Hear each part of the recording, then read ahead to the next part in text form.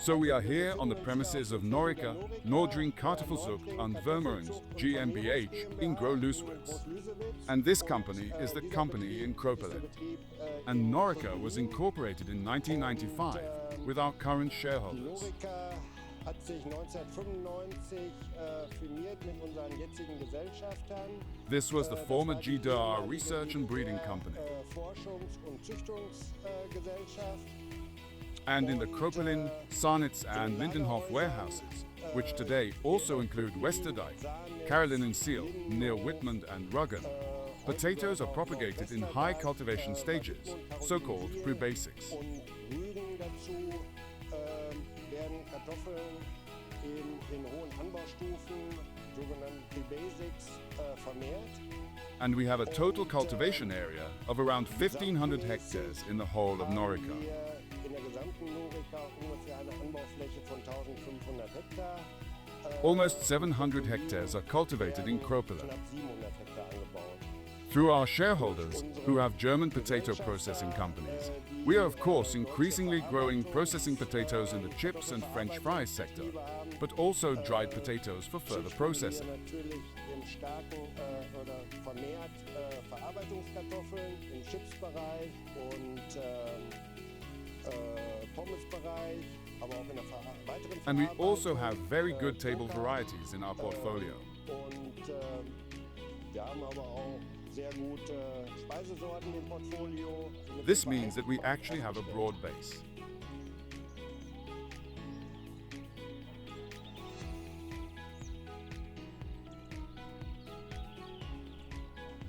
Yes, the challenges are ultimately in logistics as a whole.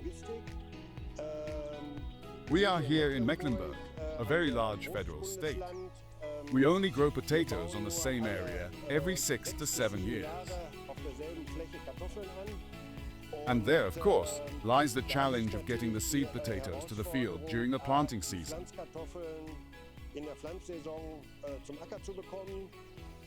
We are also a terminal moraine landscape, which means that we separate the soil beforehand and then place the seed potatoes in this stoned and declodded bed.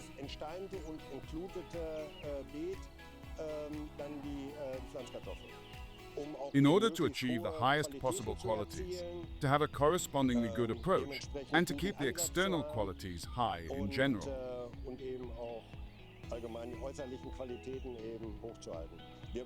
We grow around 55 to 60 varieties here on the farm. However, each variety has different age groups. And that's why I have around 150 batches of 55 varieties here.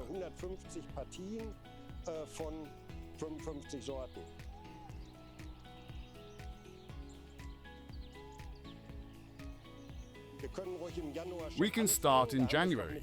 We still have the old harvest to deal with. And because of the size, we naturally work in shifts, in 2 shifts, to sort and fractionate the potatoes to the right size.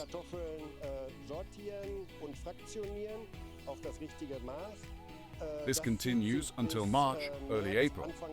The soil is then prepared in early to mid-April.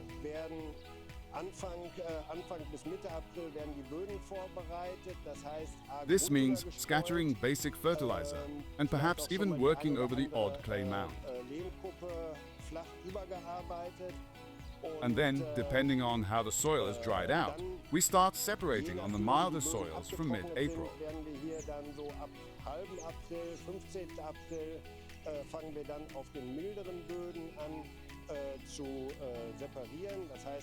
This means that first comes the large bed plow, which lays out 3 beds. Then there are 4 separators working in shifts, 24 hours a day. And then come the 6-row planting machine, which plant the whole thing. And what 2 separators can do in shift operation, a 6-row planting machine can do in a day shift. In the end, that's the career path. At the same time, we plant in 3 fields. And there is of course a huge logistical challenge in ensuring that the right variety is loaded in the warehouse and gets to the right field. And as I said, The distances are also Und wie included. gesagt, dann eben auch die Entfernung dabei sind. So, und dann And at the same gleichzeitig time, of gehört course, natürlich auch zur part of the Vorbereitung, preparation dass jeder is that every planting machine Pflanzmaschinenfahrer operator einen receives a prepared vorbereiteten, planting slip. Pflanzzettel bekommt. This is done Das via ist dann Google Earth, the und Google das Bild, Earth image, as we say. Dann Then geht it's es a darum, question of which side we start an on, welchem with End, which variety, auf welcher Seite which wir cultivation anfangen, mit stage. welcher Sorte, welcher Anbaustufe.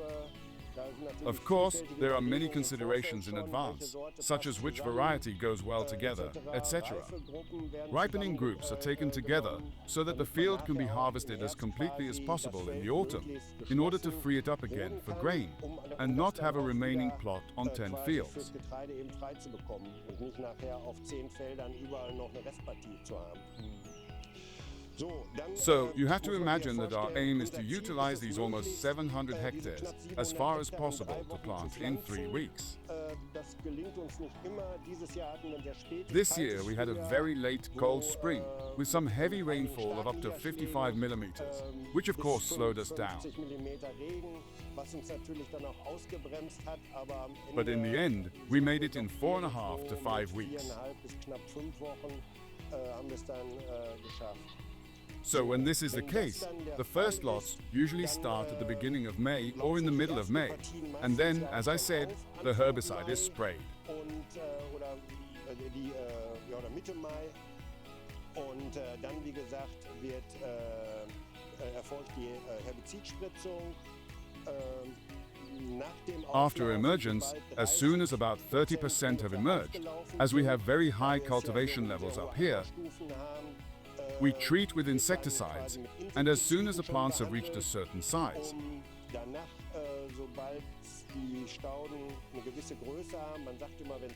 we always say when 2 rows are just touching, we start the fungicide strategy by combating Phytophthora. So, then there are different ripening groups, from 80-90 days to 150 days. These are then, of course, also controlled according to maturity.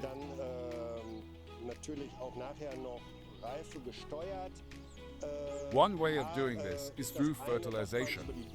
Seed potatoes do not need much nitrogen, and that's why you want to keep it as low as possible, so that the potatoes don't get too fat, because we produce seed potatoes that are already slightly overripe after their normal vegetation period.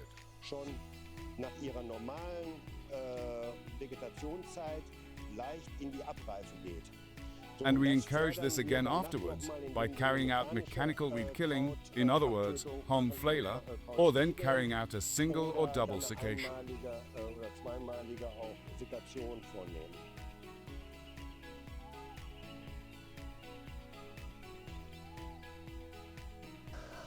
We have relatively heavy soils up here on the coast in Mecklenburg-Vorpommern. One challenge, of course, lies in the Endmorennen landscape. This means the very hilly terrain.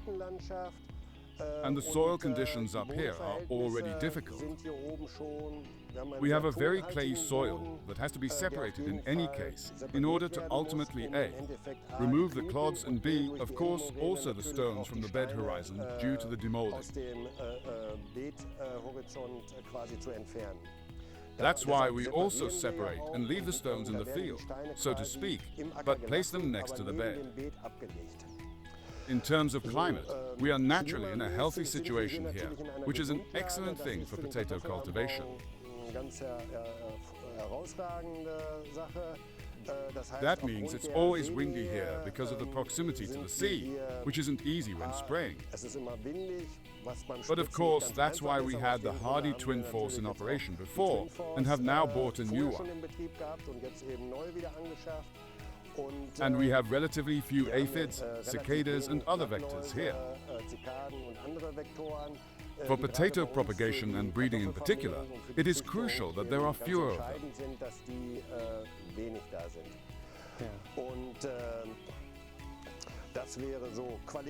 In terms of quality, we use underfoot fertilization, among other things, in order to bring nutrients to the potato in an even more targeted manner. In dry years, we also use irrigation to minimize scab, especially for tuber set. Part of the farm is therefore designed as an irrigation area. Of course, we also use chemicals to control the vectors, aphids, etc. chemically. Indem wir im Endeffekt die Vektoren, also Blattläuse etc. Eben chemisch bekämpfen. Freedom from weeds is just as important in order to have an even flow when grubbing, but also to ultimately deprive the vectors of life support, because weeds are also host plants to some extent. Quasi auch zu entziehen, weil ja das auch, weil Unkraut auch zum Teil eben Wirtspflanzen sind. These are the three pillars: underfoot fertilization, optimal soil cultivation, calculation, and last but not least, a sensible spraying technique, especially for the chemical variant.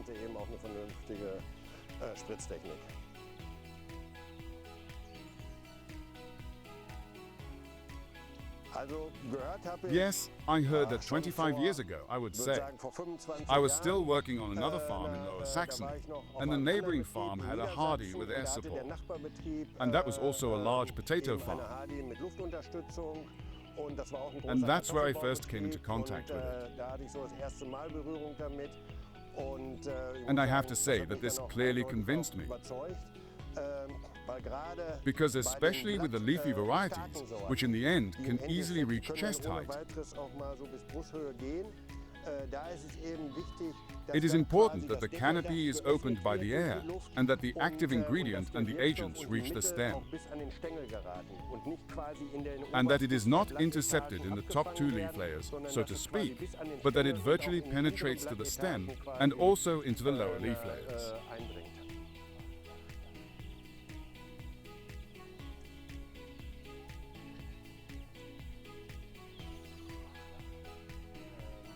With temperatures just around 20 degrees, that's where the potato loves it, where growth simply takes place. And right now you have to say that we're just before flowering here, and the tubers are already there.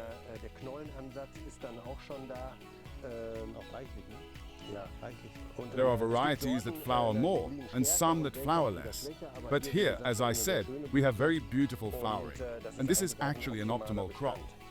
And with the seed potatoes, we plant around 50,000 tubers on 1 hectare. And if the weather continues like this, of course we still have to harvest them. The farmer always says, "I don't know." Well, you can't tell until you have it in the barn. That's the way it is. And now it is important that when these stands close, there are also varieties that are stem types and some that fall apart a little further. Then it is important that the sprayer can also be turned further in here. The air opens up the whole canopy, and then you have to be able to reach the stems and the lower leaf layers. Are they beetles or are they pests that are down there? And which then spread the viruses? Yes, the one that just fell down here was a potato beetle. This year, I have to say, I've already been told that by the gardens here, there are also a lot of small gardens in the neighborhood that have said, "Hey, do you have anything else?" We have a lot of potato beetles. We haven't had a plague in our fields yet, but the beetles are there. And the whole thing is only treated after the larval stage. Because the beetles are relatively tough, and that's why it's so difficult today with the active ingredients. They are not like they used to be. They used to be known for having a skull and crossbones on them, but that no longer exists. And that's why this is the optimal stage of treatment. It's the same and similar when you carry out a cication, a herbicide. Then it's important that we also use larger quantities of water. So normally it's good to use 500, 600, 700 liters of water to cover as much as possible. And when the canopy is open, it's important that I can get everywhere. So, because there are agents that work on the stem, and that's why I have to open the canopy in any case. And there are also products that work more on the leaf. But nevertheless, I have to get into the second, third leaf level. That's why it's important to open up a crop like this. Okay, and then the air can be blown in, and then it opens up. Exactly. A thing that's also nice is that you can also adjust the air at different angles, depending on where the wind is coming from. That's actually another really interesting thing that we also make a lot of use of.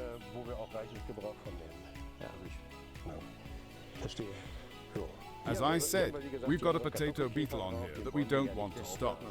It doesn't bother us yet, and we have to be able to live with it. So it's a bit of integrated crop protection, so to speak. But if at some point, when the larvae are there, they lay their eggs, and when larvae emerge, then, as I said, we treat it.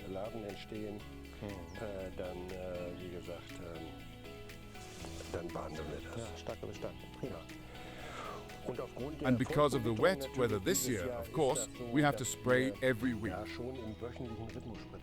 There's no other way. And the phytophthora, also known as cabbage bite, can only be treated preventively. That's why treatment has to be continuous. There is only a very short period of time after the infection, 1 or 2 days after the infection, that you can do something about it. But in general, you have to say that it is preventative.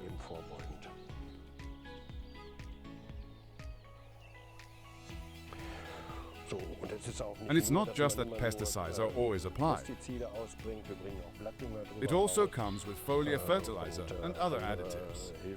A lot of research is also being done today on how to vitalize the plant even more, to reduce the use of chemicals, to make the plant more resistant or resilient, by vitalizing it to make the whole thing more resistant or resilient. Is that the way forward, to strengthen the plant and reduce the use of chemicals? Yes, that is the bottom line. We have farm to fork according to the motto, we want to have plant protection as much as possible. And the fact is that we want to breed resistance into the potato, and do so.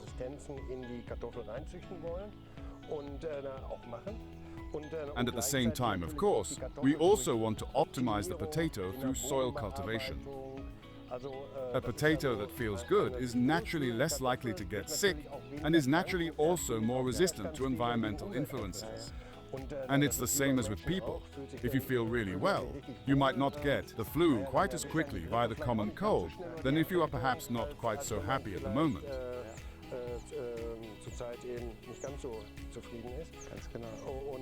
And it's the same with a potato or any other fruit. So the more optimal the environmental conditions are, the better and more resistant it is against other environmental influences.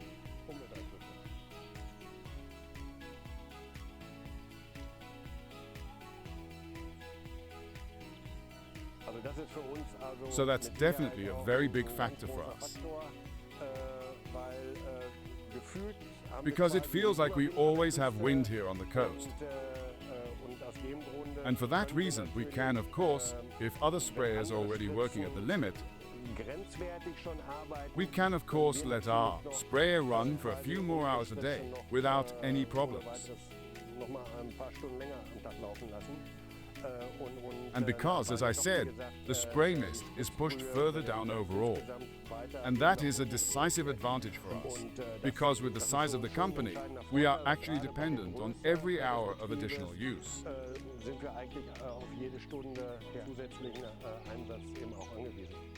In other words, you can time the spraying more precisely and make the application more effective, which is crucial for potato cultivation. Yes, definitely. The quantities that we want to apply also reach the plant. That's a very big factor to begin with. One is the economic efficiency of ensuring that what we apply actually reaches the leaf and the plant. And at the same time, it has to be said that we are also helping the environment. And that is also a very big issue at the moment. It has actually always been a big issue that the active ingredients get to where they're supposed to go and are not carried by the wind to neighboring areas, gardens or the like. I see. Now, of course, air support makes you more effective. A, in terms of timing, but also B, in terms of the effectiveness of the resources. Is your strategy more in the direction of savings, or do you practically utilize the additional effectiveness to improve the result? Yes, both and. So in terms of water quantities, potatoes should be sprayed with 400 liters of water or so. And because of our size and all the logistics involved, we've gone almost 100 liters below that. And this is also possible because we have an air-supported sprayer with the HARDI TWIN FORCE. In terms of chemicals, I would say that we are in the 10% savings range.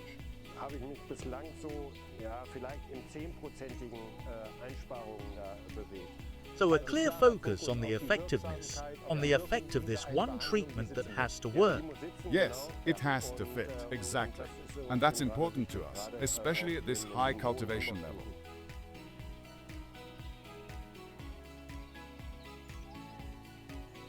Yes, I would say so, because the consumer, and ultimately we are all consumers, want high-quality food and want to minimize the environmental impact of our cultivation methods.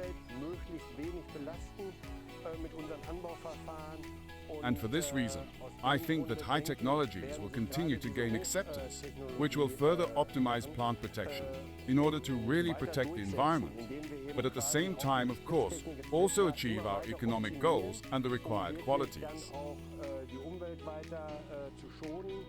Aber gleichzeitig natürlich auch unsere wirtschaftlichen Ziele und die Qualitäten auch zu erzielen. So one does not exclude the other. And that's why I think research into such technologies will continue. And I also believe that farmers, and I think I speak for my colleagues, will continue to focus on protecting the environment. But at the same time, we also have to earn money somehow.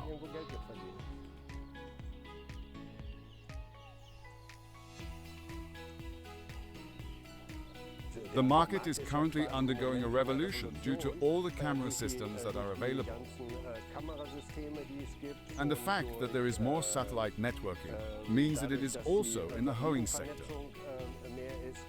Potatoes can also be hoed, harrowed, etc. And there are already camera and GPS-guided devices for this.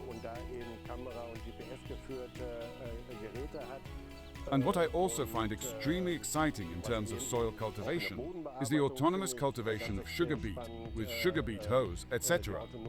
Other crops too. So I think this is the beginning of a very exciting era.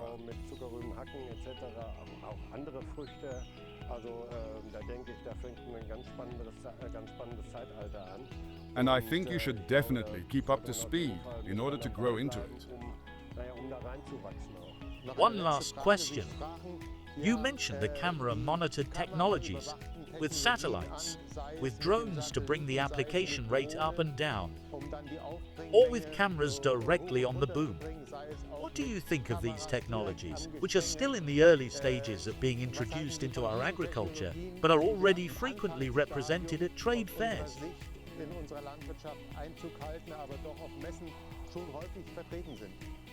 That's not easy in potato production. After all, we have a crop that ultimately closes the field. Nevertheless, this could be an interesting thing, especially at the beginning, because I mentioned that we have to treat the virus vectors, aphids, cycads, etc. from when the potato is 30% emerged.